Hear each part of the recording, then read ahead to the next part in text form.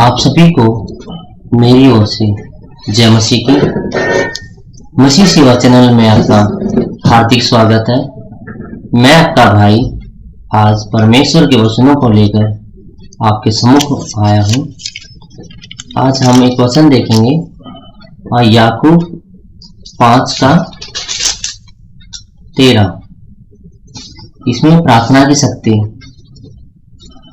तो यदि तुम में कोई दुखी है तो वह प्रार्थना करे, यदि आनंदित है तो वो स्तुति के भजन गाए। यदि तुम में कोई रोगी है तो कलीसिया के प्राचीनों को बुलाए और वे प्रभु के नाम से उस पर तेल मल कर उसके लिए प्रार्थना करें। पढ़े जाने पर परमेश्वर की ओर से यह वचन के लिए आमीन।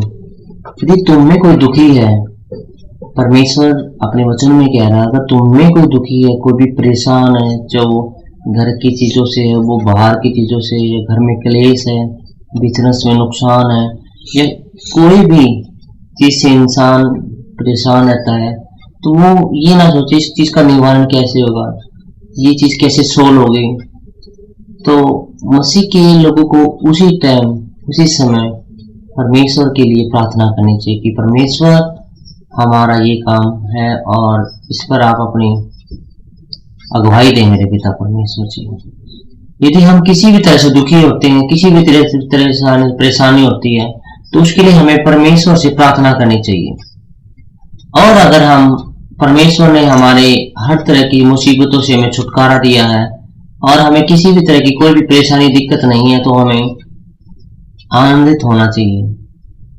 हमें खुश होकर परमेश्वर की स्तुति करनी चाहिए, हमें परमेश्वर की आराधना करनी चाहिए, क्योंकि हम मांगते रहते हैं। हमने उनको क्या देते हैं? परमेश्वर की ओर से हम कुछ नहीं देते, लेकिन परमेश्वर हमें सब कुछ देता है, क्योंकि हम सिर्फ मांगना जानते हैं, देना नहीं जानते हैं। मेरे प्यारे भाई बहनों, हम लोग परमेश्वर से ऐसी ऐसी चीजें मांगते हैं और हमें उस चीज का जवाब कई बार नहीं मिलता कि हम किस लालसा से मांग रहे हैं, किस लालच से उस चीज को मांग रहे हैं, जो हमारा परमेश्वर हमारी चीज को पूरा नहीं कर रहा। तो यहाँ परमेश्वर ने कहा है, अगर तुम खुश हो, आनंदित हो, तो परमेश्वर की स्तुति करो, आराधना करो, उसके भजन गाओ, उनके चरणों में आराधना समर्पित करो। और यदि कोई रोगी है, यदि कोई बीमार है, किसी परेशानी से ग्रस्त है, या फिर कोई भी ऐसा बीमारी जो उसको डॉक्टर ठीक नहीं कर पा रहे हैं, तो कलीसिया के प्राचीनों को बुलाए और प्रभु के नाम से उस पर तेल मलकर उनके लिए प्रार्थना करें। यहाँ परमेश्वर आपसे कह रहे हैं कि जो हमारे पास्टर लोग होते हैं, जो प्राचीन पास्टर, जो हम उनको बुला के प्रार्थना करवाएं कि वो बीमारी से हमारे छुटकारा मिल जाए। क्योंकि परमेश्वर हर बंदे की जो पूरे विश्वास के साथ जो प्रार्थना करता है, परमेश्वर उसको सब कुछ देता है। और जहां कहीं हमारी घटी होती है, वो सिर्फ होती है विश्वास की। अगर हमें कोई चीज नहीं मिल पा रही है, तो हमारी विश्वास में कमी है। देखिए, हम लोग, हमारे मन में परमेश्वर के प्रति कितना प्यार है, कितना विश्वास है, ये तो मैं जानता हूँ या मेरा पिता जानता होगा, कोई दूसरा व्यक्ति नहीं जानता होगा कि मेरे अंदर विश्वास की कमी है, या मैं परमेश्वर से प्यार नहीं करता, या मैं परमेश्वर का भय नहीं मानता, या मैं परमेश्वर की 10 आज्ञाओं पर नहीं चलता। ये तो मैं बता सकता हूँ, या मेरा सच्चा परमेश्वर बता सकता है। हम परमेश्वर की भेड़ें हैं, वो हमारा अच्छा चरवाहा है। तो प्राचीनों को बुलाकर प्रभु के नाम से पास्टर हमारे लिए प्रार्थना करे तेल मलकर, ताकि परमेश्वर उस पर अगुवाई करे और कोई भी रोगी को छुटकारा दे।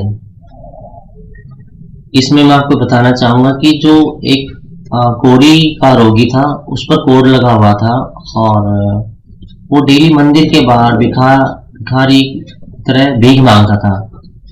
क्योंकि कोढ़ रोग ज्यादा था, तो वो मंदिर के अंदर कभी नहीं जाता था कि उसको दिक्कत क्या है, क्या परेशानी है, क्या प्रॉब्लम है, बट उसको ये था कि पैसे मांगना, भिखारी था तो पैसे मांगने का काम करता था। तो एक समय में परमेश्वर वहां पर प्रभु यीशु गुजर रहे थे, तो उसने कहा प्रभु यीशु से कि मुझे पैसे दे दो।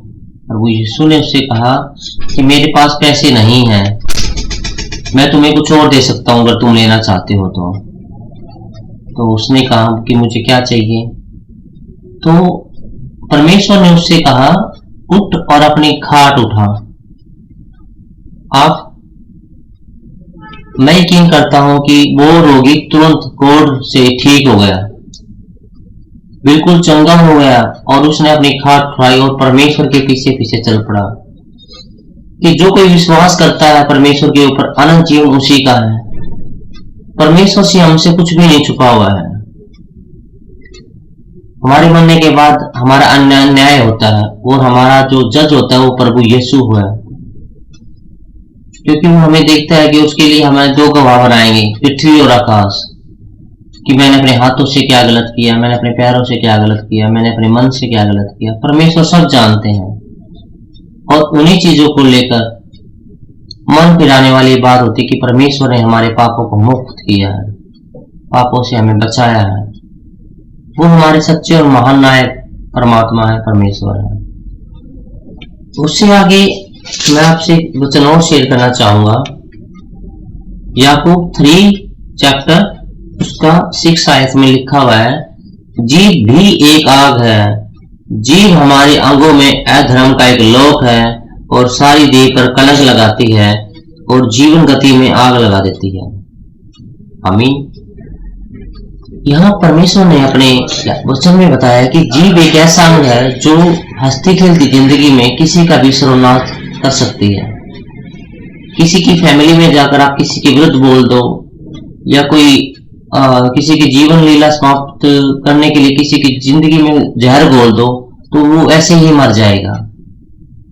धर्म जीभ एक ऐसी आग है जो हमारे गति में चलने वाले जीवन में आग लगा देती है, क्योंकि जीभ से हम लोग दूसरों के ऊपर लांछन लगाते हैं, दूसरों के लिए झूठ बोलते हैं, दूसरों के लिए आरोप लगाते हैं। तो हम ये खुद नहीं जानते ये हमारे अंदर कमी है। और मेरे प्यारे भाई और बहनों, मैं ये मानता हूँ हमारे अंदर कमी है ना, तो सबसे पहले हमें उन कमियों को दूर करना चाहिए, ना कि किसी दूसरे को समझाने की बजाय।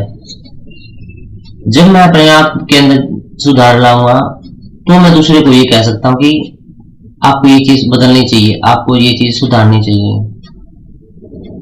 तो हमें ऐसा कुछ भी काम नहीं करना जो परमेश्वर के खिलाफ है।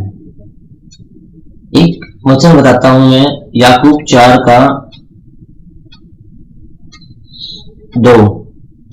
तुम लालसा रखते हो और तुम्हें मिलता नहीं, इसलिए तुम हत्या करते हो, तुम डाह करते हो और कुछ प्राप्त नहीं कर पाते, तो तुम झगड़ते और लड़ते हो। तुम्हें इसलिए नहीं मिलता कि तुम मांगते नहीं, और तुम मांगते हो तो पाते नहीं, क्योंकि बुरी चीज से इच्छा से मांगते हो।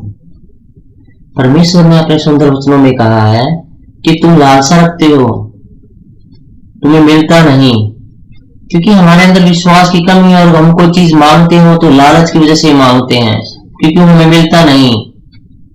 परमेश्वर अपने चेलों और अपने सहायक, अपने बेटों को, बच्चों को, वो देख रहा है कि मेरे बच्चे मेरे से क्या मांगने की उम्मीद कर रहे हैं। एक आम जन की बात करूं, अगर मैं पिता से, अपने फादर से अगर मैं कुछ भी चीज मांगता हूं जो उनको अच्छा ना लगे, तो मुझे डांट भी सकते हैं और मार भी सकते हैं। ऐसे ही हमारा पिता परमेश्वर प्रभु यीशु है। वो कह रहे हैं तुम मांगते हो और पाते नहीं, और मांगते हो क्योंकि बुरी इच्छा से मांगते हो। मेरे मन में कोई व्यभिचार, परस्त्रीकर्म, ड्रिंक वगैरह, झूठ बोलना, किसी की झूठी साक्षी गवाही देना, तो परमेश्वर मेरे को उस चीज के लिए मेरे को अगुवाई नहीं करेगा, क्योंकि मैं अगर बुरी लालसा से मांग रहा हूं। और कई बार क्या होता है मेरे प्यारे भाई और बहनों, उसमें जब हम मांगते भी हैं तो परमेश्वर अगर हमें हमारा जवाब नहीं दे रहा है, तो वो हमारे लिए कुछ और बेटर प्लानिंग सोच रहा है।